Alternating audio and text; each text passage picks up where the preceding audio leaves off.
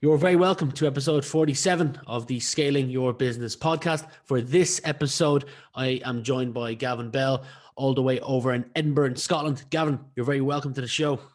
Thank you so much for having me here.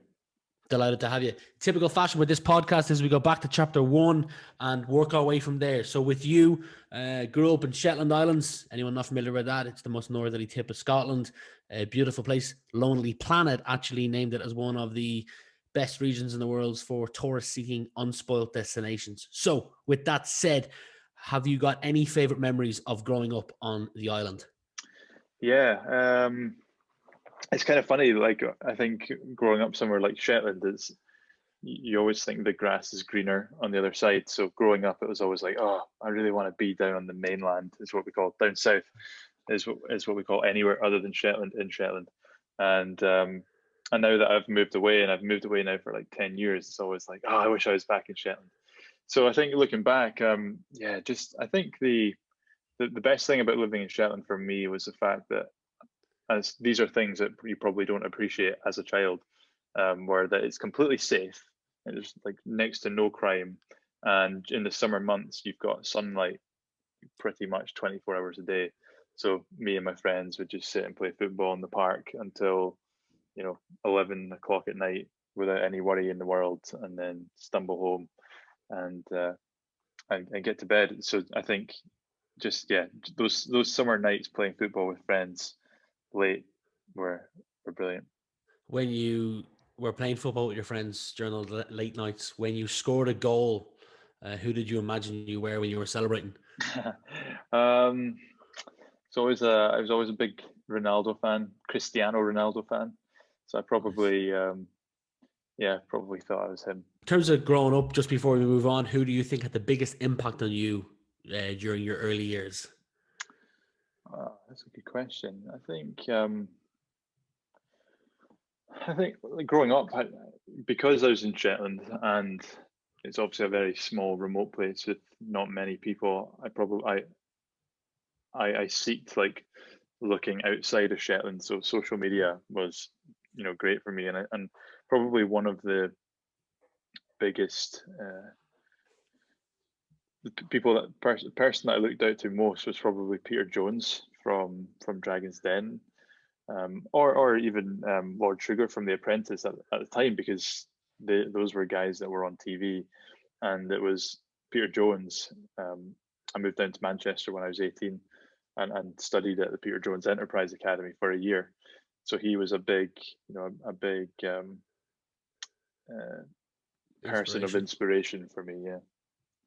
You've achieved a lot to date. I don't know if you could break Stephen Bartlett's record of being the youngest on Dragon's Den, but you've certainly achieved a lot to date in your career to date. Do you come from a family of entrepreneurs? No, definitely not. Family are very much work in the public sector. So yeah, there's, as far as I'm aware, there's no business owners in my family. You're now in Edinburgh. If for any of our listeners who've never been to Edinburgh, I've had the pleasure of being there a couple of times. What one thing would you recommend they should see if they have like an afternoon in the city? Yeah, I think the best thing is if you go up to the castle, Edinburgh Castle, and don't necessarily go in and pay, but just be there, and then walk down what's called the Royal Mile, which is just a mile from the castle down to the palace. And on that road, it's just the most amazing architecture and old streets, and you've got Scottish Parliament and everything there. So yeah, that's like, if ever there's somebody that comes to Edinburgh that's not been there before, that's where I take them. Yeah, no, agreed. It's a fabulous city. Yeah, it'd be where you have to walk a lot up and down hills. Yeah. Looking through your social media, one of the things that popped up, I think it was one of your recent posts on Instagram, was imposter syndrome. Not spending too long on it, but can you tell people how you snap out of when you're in that kind of state? Yeah, good question. I'm definitely someone that's had it a lot in my career. I think probably because I set up a business straight from school and have never really had, I don't really know anything else. And so, like leaving Shetland, setting up a business, and then being in this big city, and when you first start, you don't really have any results that you can talk about. So you're kind of starting from absolute scratch. I think for me, it was a case of I needed to get actual experience and actual results under my belt for me to then have the confidence to um, present myself in a way that I didn't feel like I was an imposter. So in the early days, that meant working for clients for free or for very nominal amounts of money, so that I could then have a result. And my marketing and when I was speaking to people no longer became about me; it became about the result that I knew I could help people achieve. So that was a big switch. Is that changed from it being about me to being about a result. Nice. Again, from your social media, I've seen that you've been to places like America, Istanbul, India. You propose at Yosemite. You like swimming in the sea, owner of a cat. You've been cliff jumping.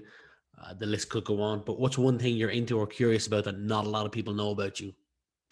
I think probably the main thing right now is, because it's relatively new for me, is I've taken up free diving as a sport. So I've always been active in the sea, um, coast steering, growing up in Shetland and things. But at the end of last year, I decided to take a dive into free diving and spearfishing as a sport, and that's been amazing actually for me. And I love it because it's when you're underwater, I feel like it's like a moment of, it's almost like meditational. Like I struggle as a person to switch my brain off, but when you're underwater holding your breath, you have to be concentrated solely on the fact of staying alive, as morbid as it sounds. So it forces the brain to stop thinking about other things.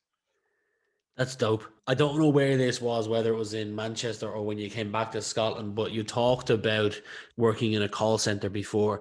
What was it that motivated or inspired you to leave the call center to start your own business? Yeah, so the call center was after Manchester when I came back to Edinburgh, and I was in a kind of place where I needed money. Like I was making no money from the business that I was trying to set up, and I needed money. But I didn't want to go get a job, like a 9 to 5 job. I wanted something that was flexible because I knew it was always going to be a short term thing that I had to do to get the business up and running.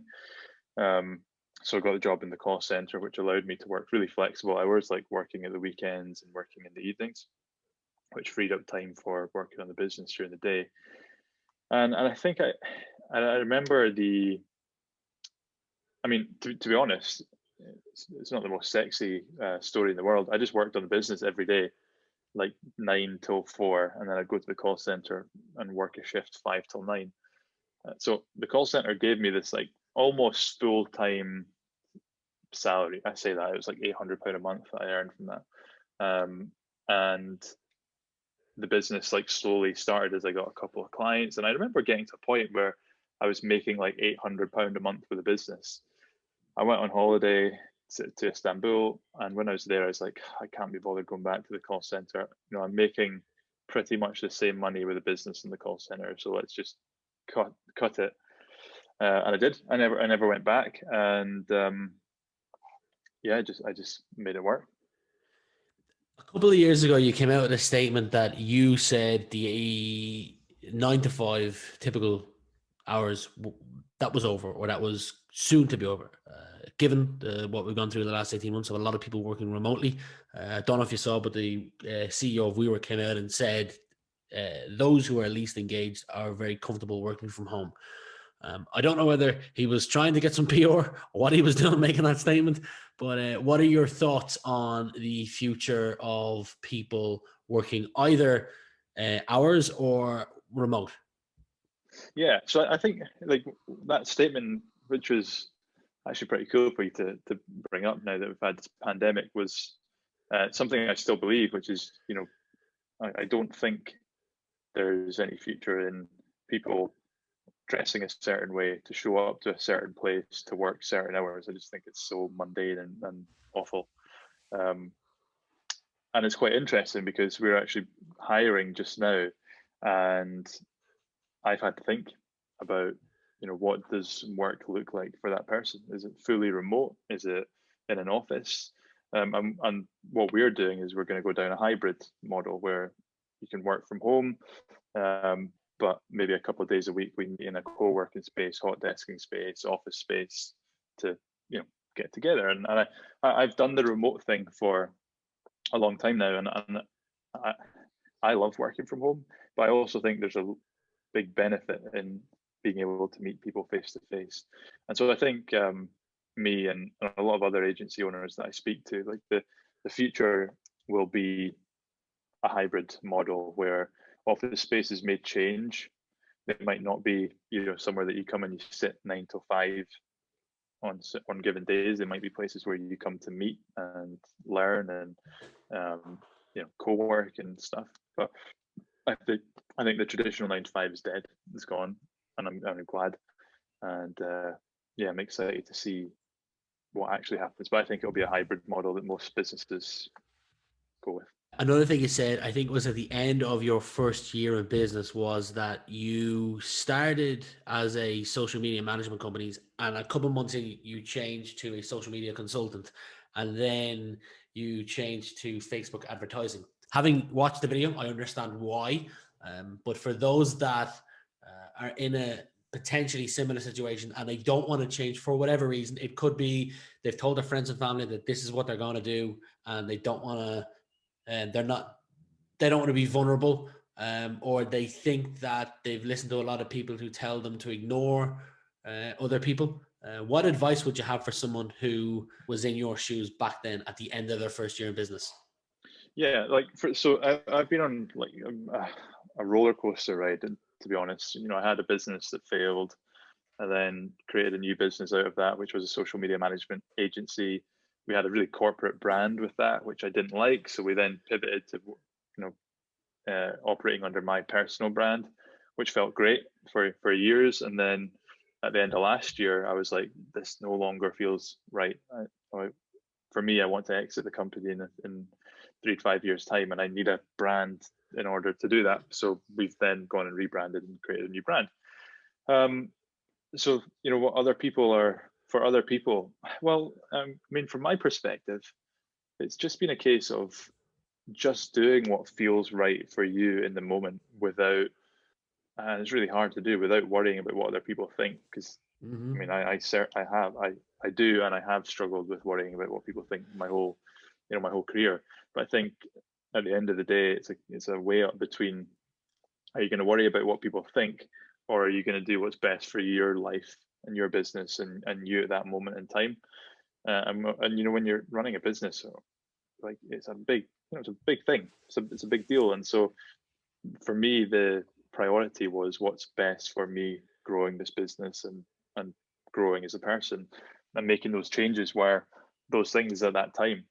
And so, there's probably people that were, talking about what I was doing and like, why is he doing that? But I made those changes, and I'm glad I made those changes, and ultimately they've served me. So, rewinding the clock back to your days in Shetland Island, you said that two business owners who inspired you were Lord Sugar and Peter Jones. In the position you're in now, are there any entrepreneurs that you look to and you're like, I want to achieve what they've achieved?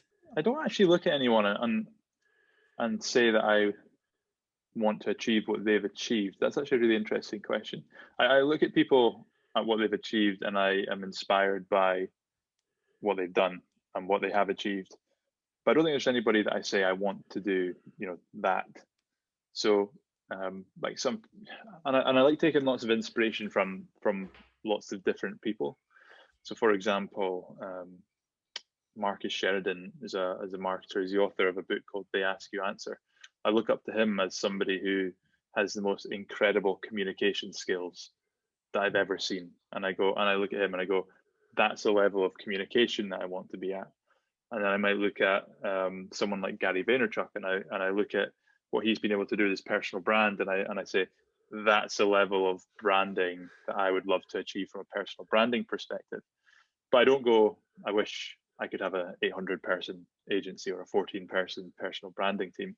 So I like to try and take little bits of inspiration from lots of different people rather than, one person and hoping I was them, if that makes sense. It's safe to say that to get anyone to take action, you must first get their attention, and you're good at that. You've been featured or written for the likes of Social Media Examiner, Huffington Post, BuzzFeed, many more. Any tips for those out there who want to generate titles to get someone's attention without sounding corny or untruthful? Yeah, yeah. I think the thing that I found, because I've been in a place where I've tried too hard, if I'm honest, and like reading all the books about how to create the most incredible headlines and trying them, and then it just being totally like not in line with who I actually am, and then you look back and you're just like cringe. The things that have worked for me, I think, are just when you. I really don't want to say this on this podcast because it's so cringe, but when you're just authentic, and the example I give of that is like to this day one of the best articles that I've ever written was one that I wrote like right at the beginning, which was the what was it titled, the harsh realities of being a business owner. And in it, I was just like, yeah, you're going to be lonely, you're going to be skint. I can't remember exactly what I said in it, but I think writing something like that, then other people read it and it resonated with them, and because it resonated with them, it created buzz. So I think it's just a case of like knowing what people actually want to consume in your space, and then giving them that. And if you can give them that in a unique way, then that's all you need to do without trying. And don't try too hard to create the perfect headline. I wrote a post on a tweet earlier today that it's funny because you'll put time and effort into creating the perfect post and it'll get 2 likes, and then you create something on the fly and it'll go viral. And that literally happened to me earlier this week. I had a tweet that went viral. It's just a small tweet that I didn't spend much time thinking about. And I think the same goes for any piece of content. I know that you read books. Have you got any mentors that you seek advice from, or books that you're currently reading, or podcasts that you listen to? Yeah, I don't have any like mentors currently, but the book that I'm reading just now is one called Clockwork, and it's a book about like setting your business up so that it runs like clockwork. A book, a podcast, or somebody that I'm actually that I do look up to and really enjoy their content right now. And he's kind of like low key influencer right now, so get in there when you can. There's a guy called Alex Hormozy. He runs a company called Gym Launch that I think they do like over 100 million in sales a year. And he just has these incredible like 10-15 minute podcasts where he goes deep into like a really high level topic. And the advice that he gives on those podcasts is one of the best, like short 10-minute, 15-minute, you'll definitely get something. Like I know every time I'm going to listen to a podcast, I'm going to learn something from it. So he's definitely someone to check out. I will certainly check him out. I've never heard of him before until you mentioned him. I'm sure that you've come up against challenges in your life personally and setting up a business and running a business, but focusing on the last 18 to 24 months, what's one challenge or objection that you came up against and didn't account for or expect, and how did you tackle it? Yeah, it's a good question. I mean, without a doubt, the biggest problem I've come up against over the last 18 months is getting to a point at the end of last year. So to give the listeners a bit of context, like over the last 2 years, over the last 2 years that my the business is, I've had an agency, but the majority of my focus and energy has been on our coaches, my coaching, our membership and courses and things that I sold. So like info products. And I got to the end of last year, and that's all been sold through my personal brand. But I got to the end of last year, and as you do over Christmas, you have a bit of time to reflect and think about what you actually want to do and achieve. And it was that during the time that I was like, I actually don't want to be a marketing influencer. When I'm like 40, 50, I don't want to be a marketing influencer. It's not really, I love marketing and it's amazing, but it's not really what I want to be known for. And so I started thinking about, okay, well, what does the business look like then? And I started thinking about, well, I want to exit the company within a few years. And well, let's look at the business now. It's a personal brand. You can't exit a personal brand. So then we've had to go through this whole rebranding process to move the business away from my personal brand to Yatter, which is what it's called now. So that's been just like the biggest issue over the last few months, because first of all, having to come up with a new brand and working with an agency to do that, but also the repercussions of that. So things like, when you're focused building a brand, I wasn't spending enough time doing business development. So pipeline dries up a little bit, and then, you've got to try and build that back up. So the first, so where are we at? May, we're recording this. January to March for me was just like building, it felt like I was almost starting from scratch, just like building the business again. And then again, April going into May, and now we're back into business development mode and starting to get a bit of momentum, which is great. But that has by far been the biggest challenge. You work hard. It's easy to see that from looking at any of your social platforms, and you speak well. What I mean by that is you're intelligent. What continues to drive you? I think I just have this like burning desire to just always be better, and I think that probably comes from growing up being very sport driven. Like growing up in Shetland, you were either good at music or you were good at sport. And obviously the philosophy in sport and in football, which is kind of my main sport, is to win and always to be better and to train harder to beat the competition. And I think I've taken that mentality into business as well. So combining, just this mentality of wanting to always be better with just a general fact that I love what I do. Like, I love the fact that we're having this conversation. I love the fact that we've been able to meet, things like this. Like, I can't imagine anything better to do with my time. So that, and the ability to, and I think the great thing about entrepreneurship is that there is no finish line. It's just there's always something to improve, and for me, I live for that. I love that answer. And hands up, I had heard of Shetland Island before, but I didn't know if there was anyone who I knew from there. So I checked out, notable people from Shetland Island, and everyone was a musician. So you could be the first non-musician to make it out of Shetland Island. Yeah. A couple more questions for you. If your house was burning down and your dog, your cat, your girlfriend, anyone who lives with you, they're safe, but you can only take one item with you, what one item would you take? Well, this is a really boring answer, but I feel it'd have to be my laptop. That is the most common answer. 46, 47 episodes into this, and I'd say 42 people have said their laptop. Yeah, let's pretend that my laptop is safe. Then I would say, and this is kind of funny, based on the last question, I'd probably take my guitar. Good choice. I'd like you to imagine it's 2030, and you may have hinted at the answer in this throughout the podcast, but I'd like you to imagine it's 2030, and you're looking back on the last decade. You can answer this personally or professionally, or a combination of both. What would you like to be looking back on? I thought you were going to say, what advice would you give? And my answer would have been, buy more Bitcoin. But